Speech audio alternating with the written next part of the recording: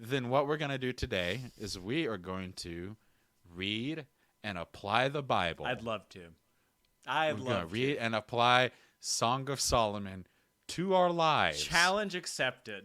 As if it is not about sex. I have waited my whole life for this challenge. People coming up to me and saying the Bible is not applicable. It is. We're going to find out now.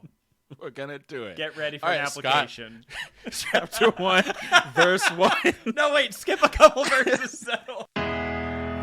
Dearly beloved, welcome to the Unblessed Podcast, where we inquire and exposit the mysteries of that ancient text, that good book itself, the Holy Bible.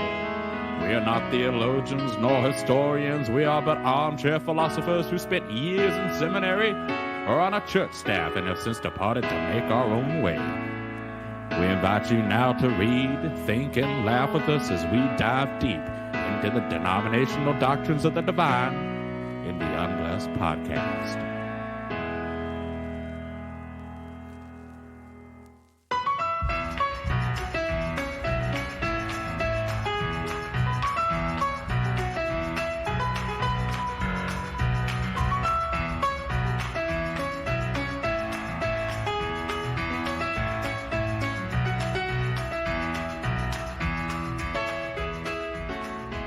Hello, everyone. Welcome to the Unblessed Podcast. My name is Evan. And I'm Scott. And we are two ex-a-holes of abstinence. Yes, we are. And we're currently one half of that statement.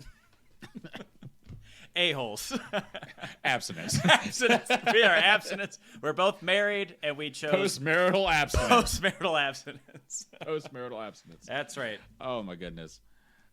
Scott, did you ever go through any sort of like abstinence kind of stuff? I had to do it both in Sunday school and at normal public school. We had abstinence only programs. Yeah. Oh, public school. That's interesting. I mean, I guess that makes a little bit of sense. I went to a private school, and we had likewise abstinence stuff there as well. What was your program? Was it a day? Was it a week? Was it a whole event? It was DARE. They did sex and drugs. Really? No. Oh, that'd be amazing. I know, that would be amazing. There was this one lady, she came in every now and then, or she came in for like a whole week one time, and they sent all the girls to to go play on the playground. Something. And yeah, they were like, you know the problem. Yeah. And they sat us down. And that abstinence class, I'll say this, wasn't more focused on like the any sort of like ethical thing about anything, or like wasn't like a moral quandary. It was like if you have sex, these are all the diseases that you might get. Yeah. And that was more of, I think that was kind of like the ye ol' prayers illegal in school trick. You know, it was like, that was the way that Christian groups got around teaching abstinence in public schools and other schools, is they would just be like, yeah, we don't teach that it's from the Bible. We teach that you could get diseases. It's just science. Don't ever have sex. Yeah. Just stay away from it. I never got any sort of purity stuff in church, though. That was always what was weird for me. I never a purity talk or anything? Ever. I never had, no one ever was like, hey, Evan, don't have any sex. Which I wanted. I wanted someone to look at me in the eyes and be like, hey, Evan, don't have any sex. Jesus doesn't want you to have sex. There are plenty of conversations about masturbation. Sure. Yeah, that's a... Maybe I just gave off a vibe. This guy masturbates a lot. He's not having too much sex. This guy's not raking them in. I mean, we'd have dedicated nights to just talking about sex at youth group. I remember as a 6th grader, there'd be nights where they're like, hey, we're going to talk about some more, they'd be like, oh, we're more like mature topics. So we're going to split up the junior high and high school for tonight. And junior high is going to go play dodgeball, while high school is going to get a talking to about why girls should not dress so, Meanwhile, the junior high kids are making out with each Everyone's other. making out, and yeah. Wow. I don't remember the talks as much at youth group. I mean, it was more just about like, I don't know, run of the mill purity culture. Like, you got to save yourself for God, and like marriage is the best place to have sex and blah, blah, blah. The school one I do remember because there was I think it was a week-long thing in health class that they did. It was like a sex ed like week. And I missed the one day. I was sick the day that they showed all the diseases in a slideshow. And So you have no idea. So I don't even know. I didn't realize you could get them. Not until right this moment. But yeah, I didn't realize that was the whole thing.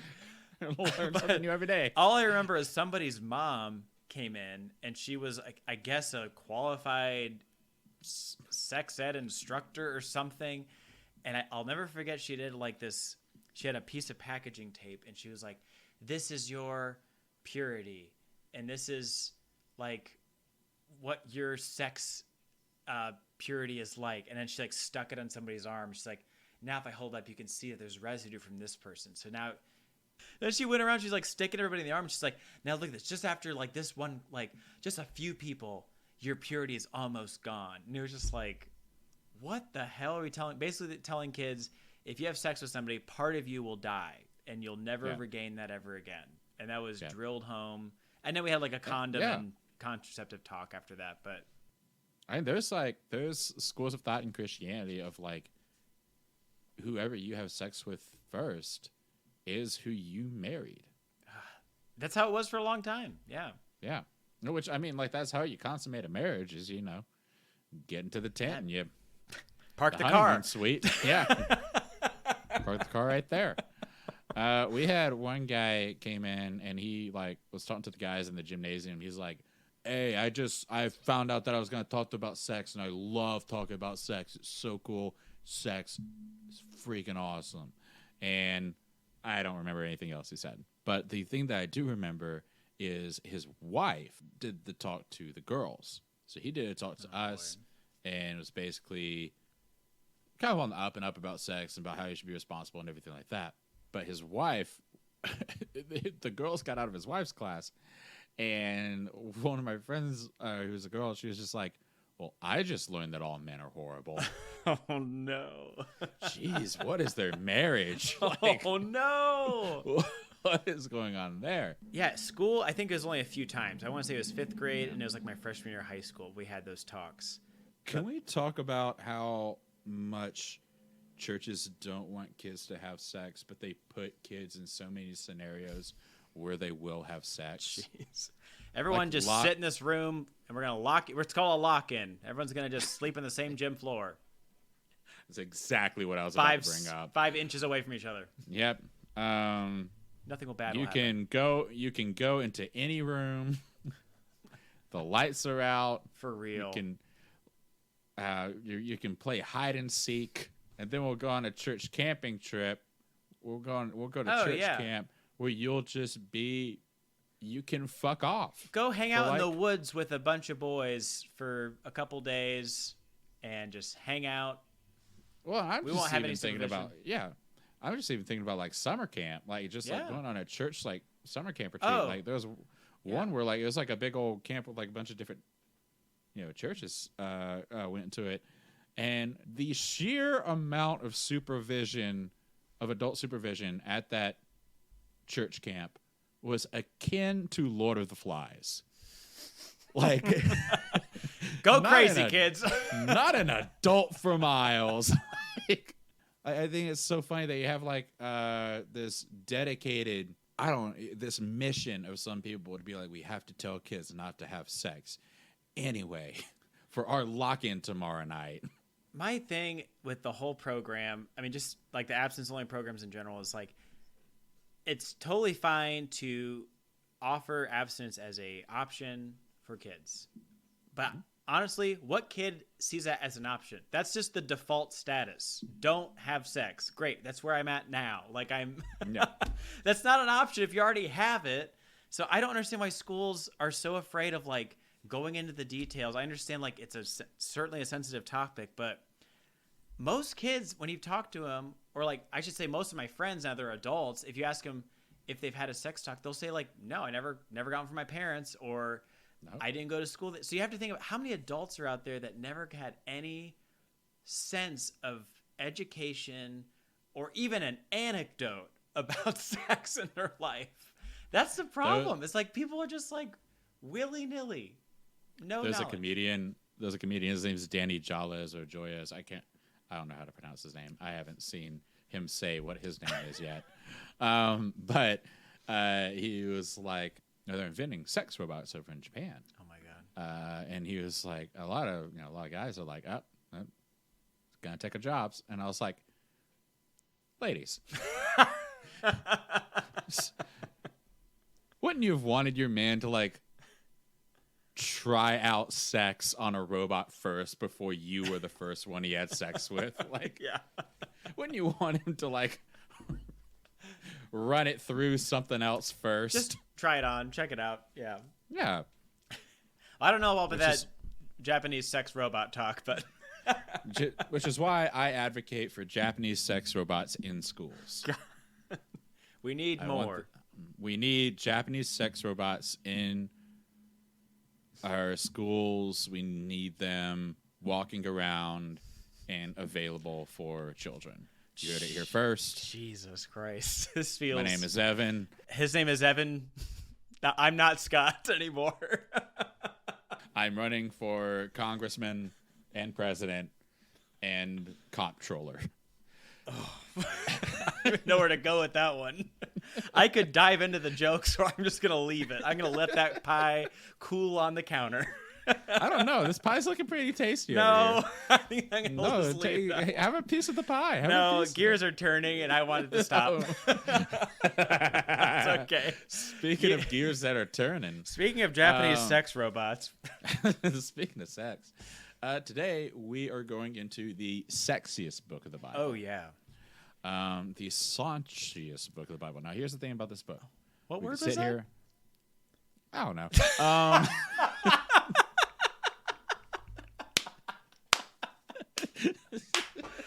For a second, I thought I didn't know what vocab word that was.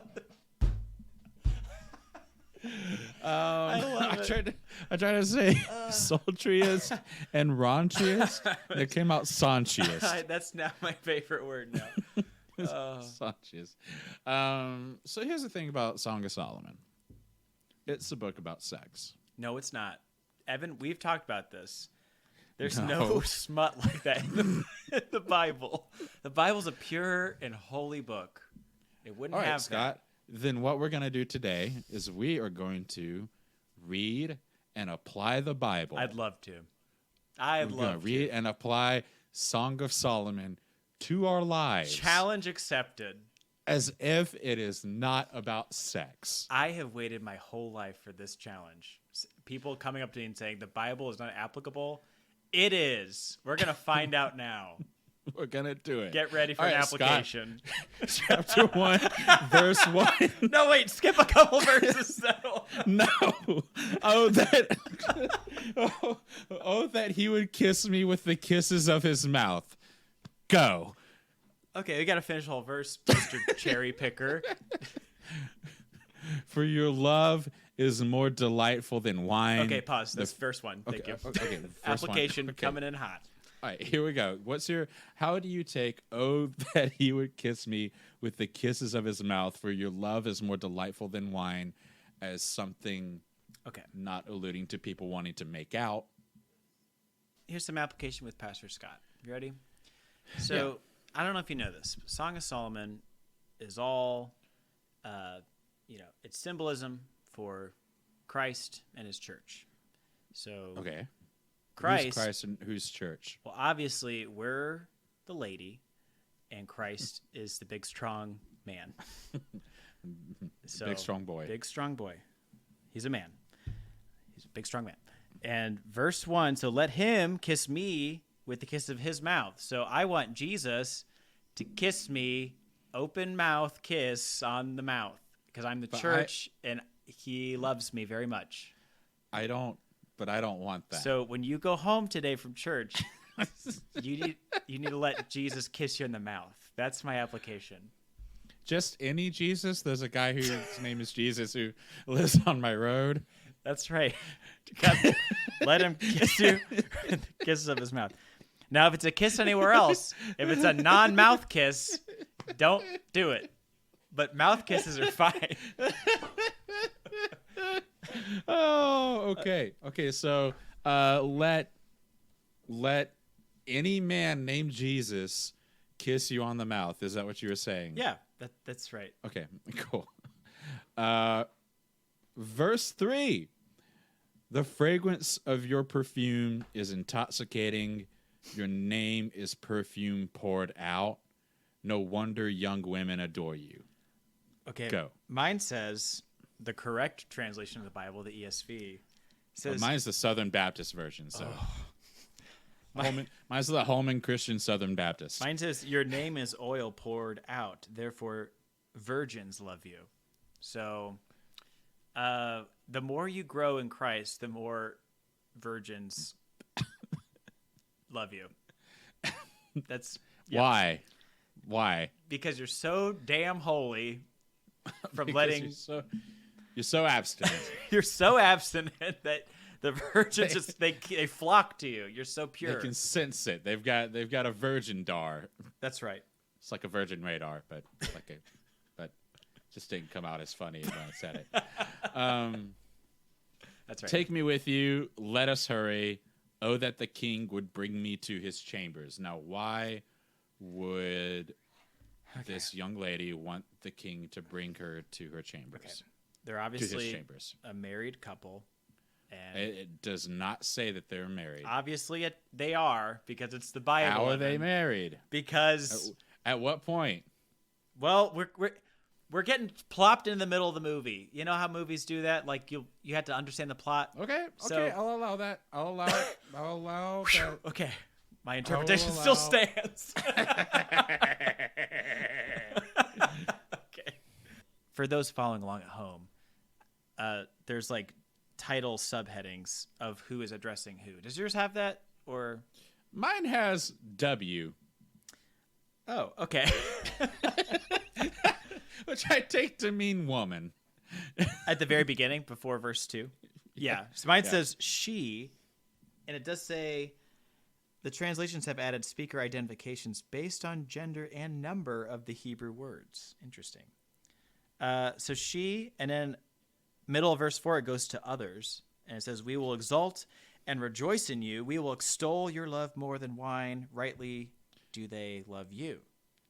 It's a bit like a Shakespearean chorus. Oh, okay. It's kind of what's going on. Explain there. that, because for people who didn't read Shakespeare, not me, but other people.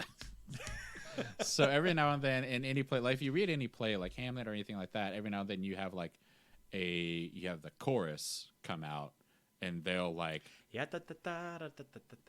basically talk about what's going on, or they'll like further explain the plot, or do some whatever. high kicks. Yeah, exactly. They'll line up a chorus line. I find it odd that mine, instead of saying W right there, says Y. Okay, yeah, sure. Like the letter Y, just Yep, okay. just the letter Y. That's makes sense. So Scott explained to me how we will rejoice and be glad for you. We will praise your love more than wine. How does that apply? So this is, we're getting into the more corporate worship. See, there's personal worship, which is the verses above, and then there's corporate worship. So just so we're tracking and we're keeping everything together, we are corporately worshiping, allowing any person named Jesus kissing us on the mouth. We're allowing Jesus, I'll leave the interpretation up to you, to kiss us right in the mouth.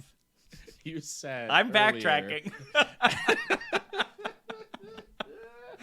But you're allowed to kiss Jesus on the mouth, and others are allowed to watch and sing about it. Okay, so that's what we've got so far. Okay. The woman says, it is only right that they adore you, all these young virgin women. Does yours say virgin women or just virgins? Where? Verse 4? No. Yeah, verse 4. Does yours? No, verse 3. Oh, yeah, it says virgins, yeah. Ah, so yours is a little bit more like could be boys, could be girls, but mine's just girls. Yeah, yours is a little That's a little sexist. Yeah. Yeah. Sexist. Daughters of Jerusalem, I am dark like the tents of Kedar, yet lovely like the curtains of Solomon. That's something that Evan and Scott can't make jokes about. Okay. Do not stare at me because I just said be careful before the podcast. I didn't make a joke about it. I didn't do anything. I didn't do anything wrong. Oh man. I think it's fine to admit that we're both white and that this is outside of our This is this is outside of our comedic library. this was You know? not part of it. Yeah. Yeah, this is not part of the plan. Do not stare at me because I am dark. For the sun has gazed on me. My mother's sons were angry with me. This just kind of takes a turn. She's Okay. just like, Kind of. this is what I look like. Anyway, let me tell you about my brothers or my mother's sons. You Yeah. know how people talk. So I refer to my brother. My mother's sons were angry with me. They made me a keeper of the vineyards. I have not kept my own vineyard. I started reading there. Scott, I want to go back. Okay. I want to put you back on the hot seat. Oh boy. Because you put me on the hot seat there for a second. Verse, I want you to explain how I should live my life according to verse 5. Okay. Daughters of Jerusalem, I am dark like the tents of Just- Kedar, yet lovely like the curtains of Solomon. Just remember, every verse in the Bible is God breathed. 2 Timothy 3:16. So we have to. Is it 3:16? I think so. Challenge me. Look it up while I'm talking. Yeah, sure. Keep it in the framework that we are the church, so we're the lady, and God is the man. So we are very dark but lovely. So that means we've had a lot of exposure to the sun, S-U-N. Or it could be this exposure to the sun, S-O-N. It says S-U-N. Well, yeah, but I mean, I'm having a little bit of play with it. So it's called exegesis, Evan. But it says right here. But the point I'm trying to It make needs says to be right backed up here. by what I'm trying to say. But it says right here, S-U-N. Mine doesn't say anything about the sun. No, it never does. It's verse 6 it does. Yeah, verse 6. It You does. just said verse 5. Verse 5 does not mention the sun. But we have to take it as a whole as well. That's fine. Can't take it out of context. You're right. So yeah. We've had a lot of tan from sun exposure, which is Jesus. So in your life, you need to make sure that you are exposed to so much Jesus that you are a specific pigment. And oh boy. We have. And then verse 6 says, "Do not gaze at me," because I'm just reading the Bible here, everybody, just for the record. I'm just reading the Bible. Okay? It says, "Don't gaze at me because I am dark, because the sun has looked upon me. My mother's sons were angry with me. They made me the keeper of the vineyards, but my own vineyard I have not kept." All right, so what that means is your vineyard is like your fun area. Pussy. Oh. The churchusy. The baptism. Jesus Christ. So It's always so wet. you can't. My Boom. God, Evan, log off. Boom. So, what verse 6 is saying is that her brothers have made her to keep the family line Pussy.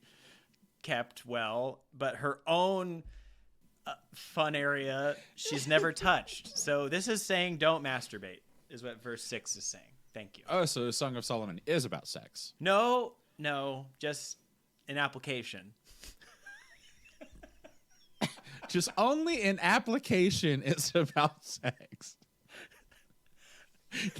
That's the most dodgy sentence I've ever heard in my This is entire exactly life. how I grew up in church. It was like, this verse doesn't mean that. Well, what does it mean? Not that. It means exactly that. This is so hard. Okay. I love this so much. I'm trying my best. I really This am. is you are doing Okay. Scott, you're doing the Lord's work with this. We have like 10 more. Tell me you. All right, let's keep going. Yeah. This is probably a little bit easier. Tell me, you, the one I love, where do you pasture your sheep? Where do you let them rest at noon? Why should I be like the one who veils herself beside the flocks of your companions? Okay, so we're still on the church side of things. So yeah, the pasture is supposed to light out at noon. That's the hottest part of the day. So it's the most sun exposure you're going to get. So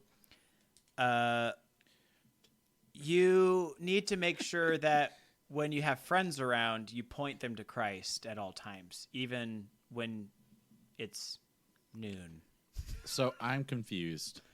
Is she already a Christian, or is she not one yet? Well, this is talking about the church as a whole. So this is really not a person. This is just an entity. Okay, but then why would she need to know where to lie down to get the sun exposure, which I'm still not entirely convinced isn't applicable. As the church as a whole, just anybody that's part of the fold gets, yeah. Next verse, okay.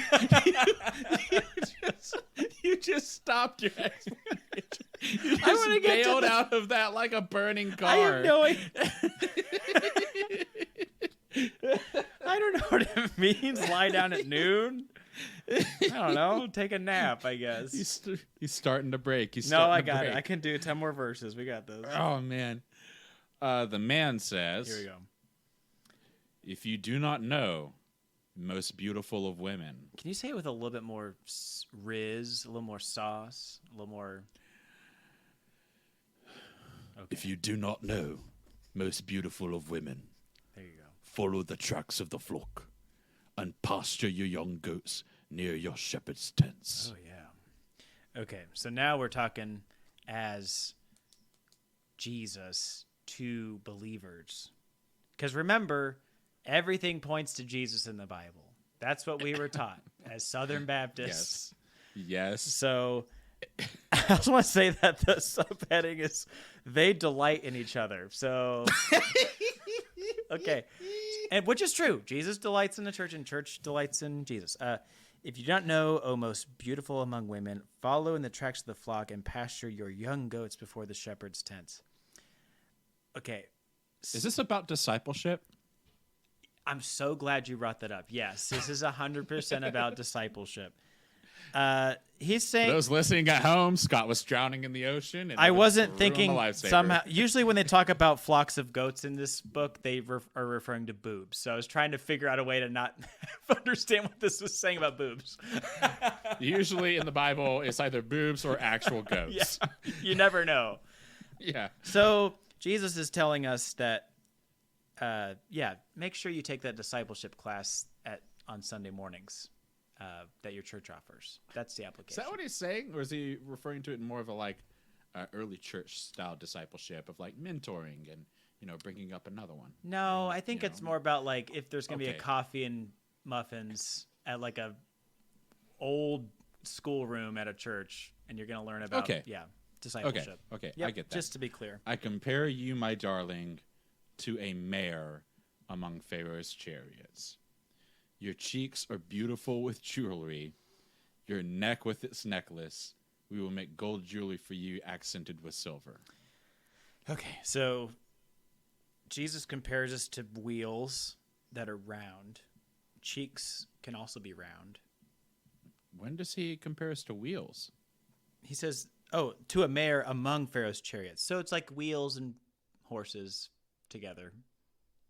Chariot wheels, horses, whatnot, right?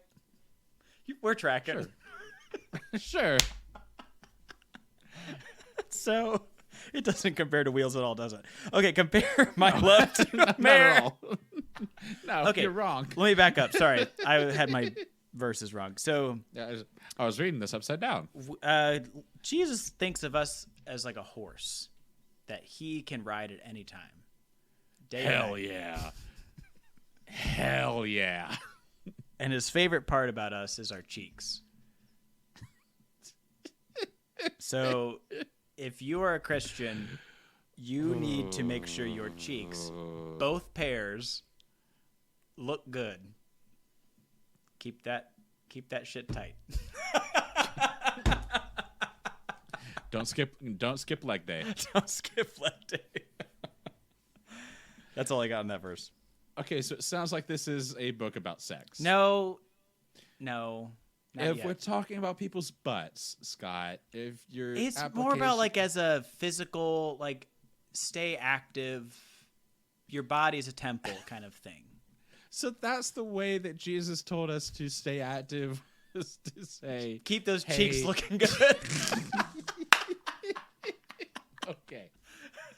Okay. I love how you're just okay. All right.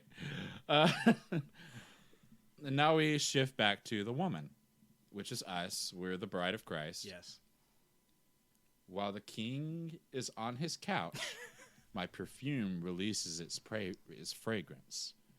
My love is a sachet of myrrh to me, spending the night between my breasts. My love is a cluster of henna blossoms to me in the vineyards of En-Gedi.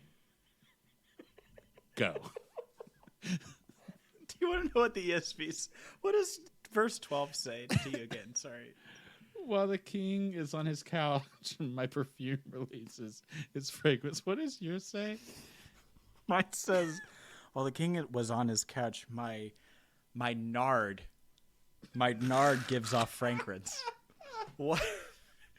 If I didn't read yours first, I swear I would have thought nard was something else. Oh, man. My nard gives off a fragrance.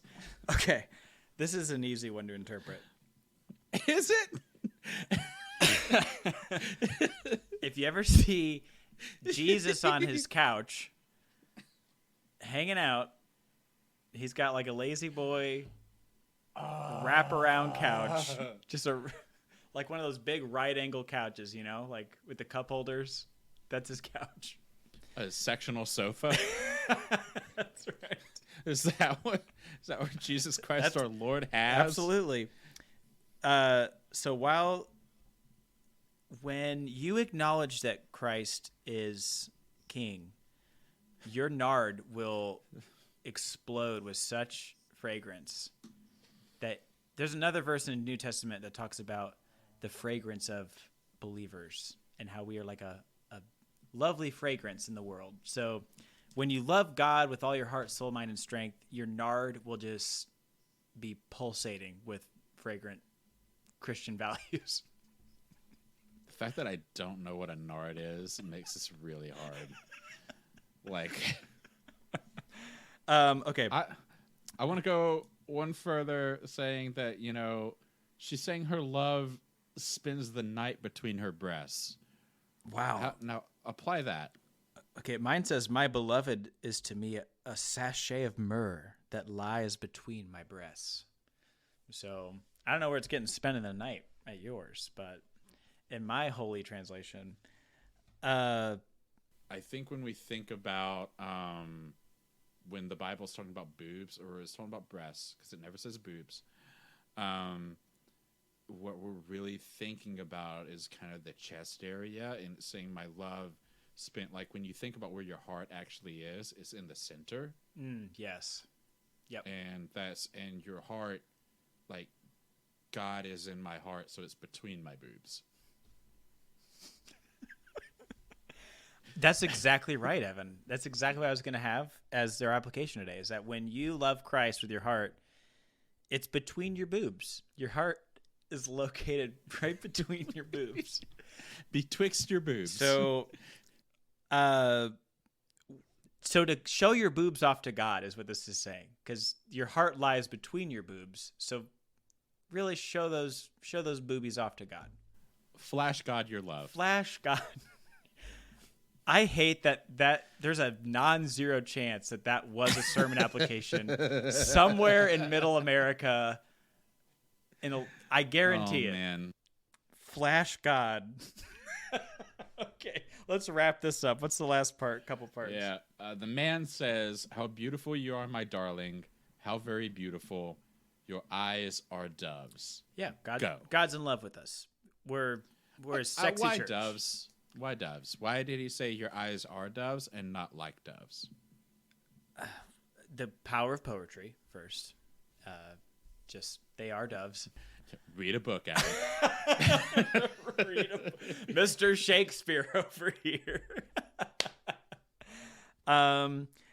Doves are seen as peace and as the Spirit of the Lord. When Jesus was baptized, a dove descended from heaven. So A dove just wasn't in the area. nope, there was no doves.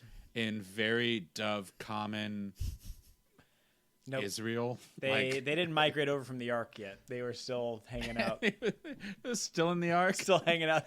They forgot to open the cage. The dove cage was still locked.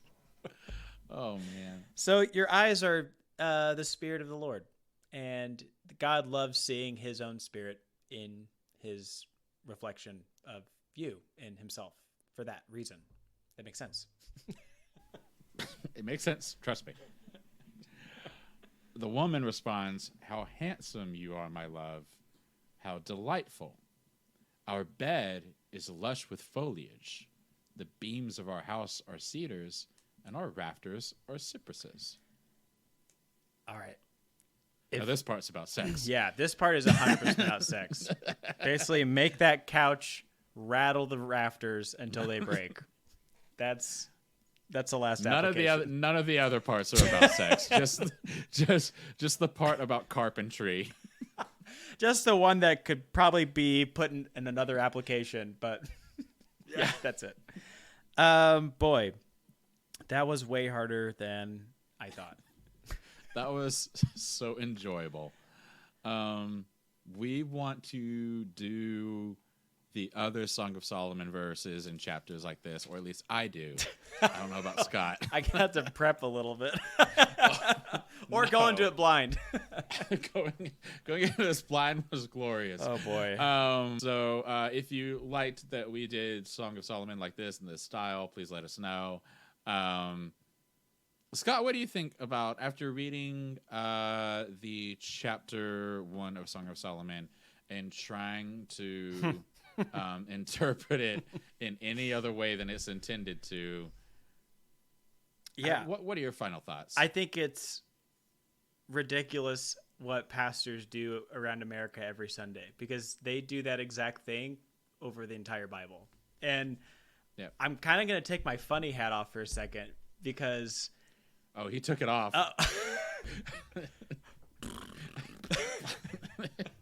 He was wearing a big clown wig and he set it aside.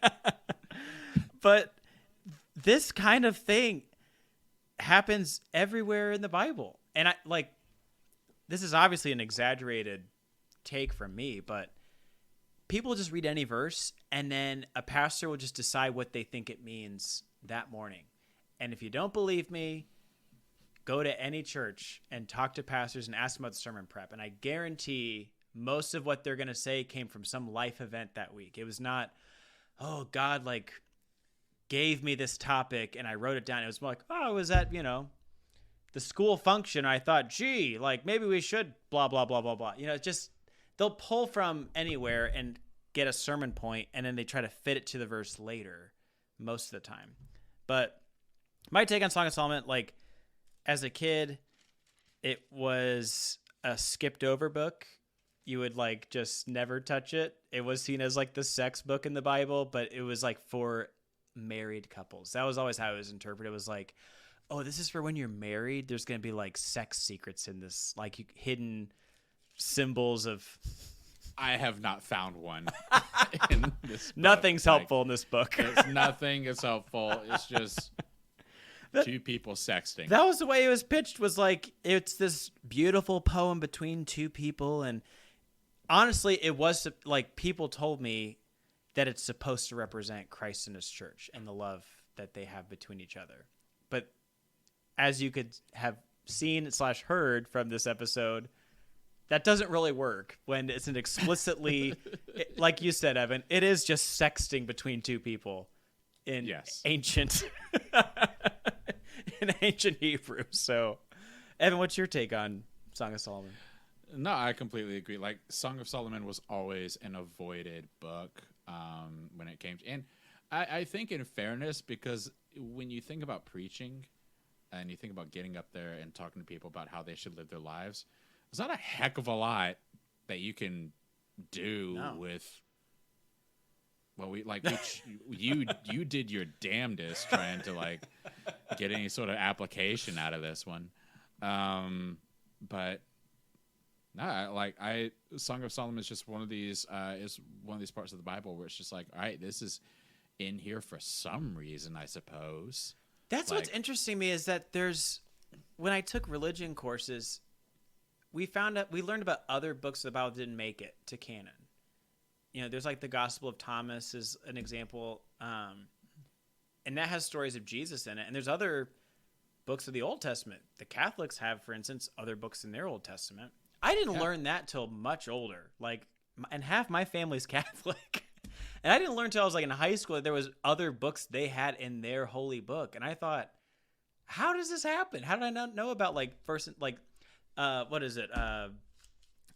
The Book of Maccabees, and I'm trying the other books that are in the Catholic Bible. But anyway, for some reason, like you said, they decided to keep this one in, and it was important enough to, I guess, the narrative of the Old Testament and the Christian faith. Because it was hot and steamy. Yeah. It was the 50 Shades of the time. I mean, do you think that's how they saw it back then? Was this more like a box set deal of like, well, you get all the holy books, and you also get like in the middle, you're gonna get a couple chapters, rated R. Something for mom and pop, you know. Something for grandpa. Yeah. We had talked about this earlier with like Judges and how the stories in Judges are just cool stories. Yeah. That they don't really represent. That there's nothing like eschatological about them in nature, and the same thing can be said, I think, for Song of Solomon.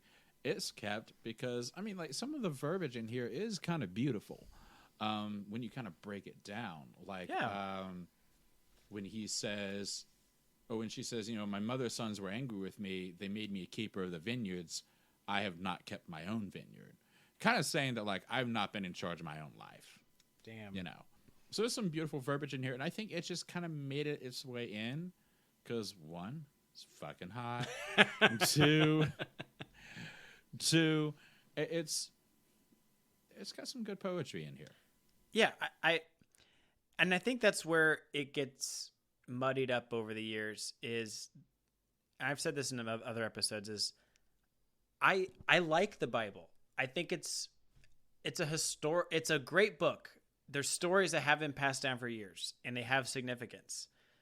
But to say that like every verse points to Jesus Christ or has some, and that's where things started getting muddy, is that like you start reading the Bible as like this Nick Cage like map behind the Declaration of Independence book versus for what it is, and take it for the genre. Like if people read Genesis like they read Song of Solomon, we'd have a lot less problems in this world.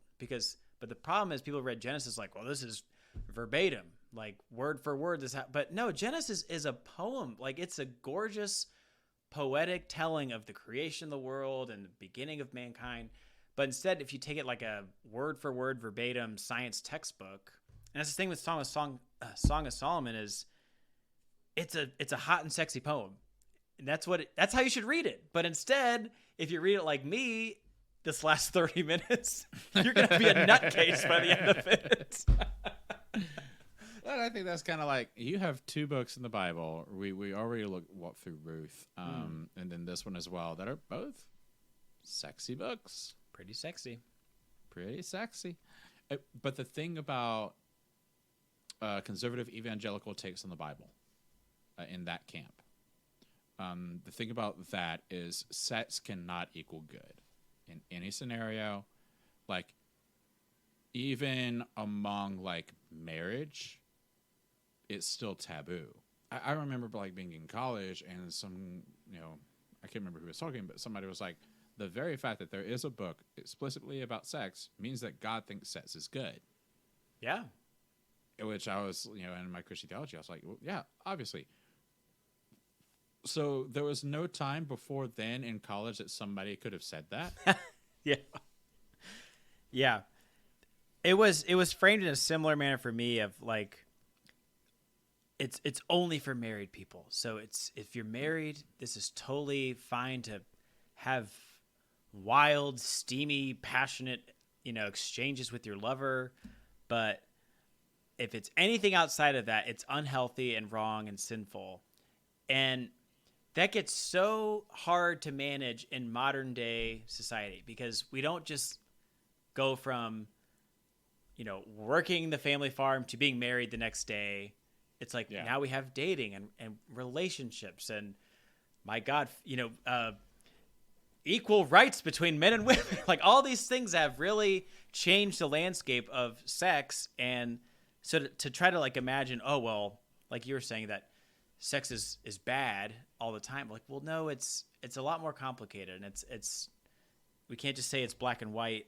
Could you imagine being a married couple that was told Song of Solomon is only for married couples, and then you open up Song of Solomon and you read it, and the disappointment you have that it doesn't hold like any kind of advice, any kind of like, hey, sometimes a back rub only means a back rub, like something like that, like, Yeah. And that's what's funny.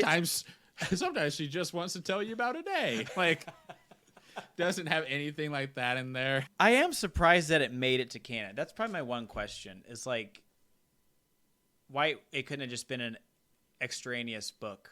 Like, why specifically did people go, no, like this needs to be God breathed. Like, we need to make sure that this is directly from the big man himself. Like this sexting poem. That's what's fascinating is like they could have just had this and it could have just been like the book of Josephus or like something that was important, but obviously not part of the canon. So I don't know. Theory. I'm ready for it. I have a theory. I think one guy, which I didn't know that this is a thing, like one guy did have like it all kind of like assembled, like pulled it off his shelf. That's kind of how we got the Bible. Was one guy had it like all just all ready to go. Work. Yeah, and they were just like, we need like a Bible, and he was like, I got one. We need a Bible. I think that's how we got like the Bible as we know it. At least that's what I've heard. Yeah. I think he pulled it off the shelf, and before he gave it to him, he was like, I really like this one, and like stuck in Song of Solomon in a very easily overlookable place, and they were just like, all right, looks good, and we've had it ever since. I think he just 8 pages of smut just smacked right in the middle. It's a shame. We could have had like a Garfield comic strip in here too or something. Or he was gonna give it to him, and then he found out that it was Gary, and Gary used to bully him. So he was like, I know a way to get back at Gary for everything he ever did to me at Prophet School or whatever. Prophet School. At Bible making school. At Bible making school. And so he snuck in 8 chapters of just Solomon hamming it up with this lady. Do we know, like, is it assumed that this is written by Solomon, or was it? So there's a book called Song of Solomon, like an actual like fictional book, and I didn't realize that. And so when I Googled author of Song of Solomon, Toni Morrison came up as the answer. Because she wrote a book called Song of Solomon. My ESV Study Bible is saying that it's not entirely certain who wrote that song. It is not entirely certain that Solomon wrote the book. One can still argue that the book was written during Solomon's reign, which is 971 to 931 BC. The book mentions him and seems to assume his glorious reign as a known fact. At the same time, the heroine is a young woman. Most take this to mean that she comes from the village of Shunem, which is the tribal blah, blah, blah, blah, blah. So we don't really know who wrote this book. Isn't that another... I know we're getting close to the end of this episode, but we don't know who wrote most of these books of the Bible, and it scares me every day. It could have been me. It could have been a past me. Doesn't that seem wild though? Is like, I know it's ancient history and it's hard to like identify these things, but still, to ride your whole life and faith and being on books that you have no idea where they came from. What's your take on that? Do you feel like that's fine? Came from came from the breath of God. It did. Straight from the best kisser in town. God. In town. God. I kind of feel the same way. Like, we don't know. I think one of the most interesting things is, like, there is a theory that a woman wrote Hebrews. Oh, I've heard this before. Yeah, I was like, ooh, Hebrews. Especially with some of the older books, when you kind of, like, start investigating them, like, the accuracy or inaccuracy of their histories, you start to find out, like, well, these are all just stories. Yeah. All of them. Yep. Everything in the Old Testament is just stories. It's not necessarily based in any sort of archaeological fact that we've found. Yeah, exactly. They're campfire and oral history, which, as we know, anybody who's played a game of telephone, oral history is just about as good as that game. It's like you get a couple generations away from the actual event, and people might start. I mean, think about how that happens with, like, if you have any uncle or grandpa that talks about their high school glory days, or you think about people trying to remember something from 20 years ago that they did, they're going to glorify it a little bit. You know, oh, I remember so-and-so, we did. So it's the same thing with these oral histories, is things start to get a little more glorified, a little bit more embellished, and that's how we get the versions we have now. You know, Samson kills 10,000 people in one swoop and all these things, but I could go on and on. Yeah, speaking of glorified embellishments, what do you have to plug today? Okay, my plug, I'm a little late to the game, but I think I found a new favorite movie, Evan. I watched Nope yesterday. Have you seen it? Oh, nope.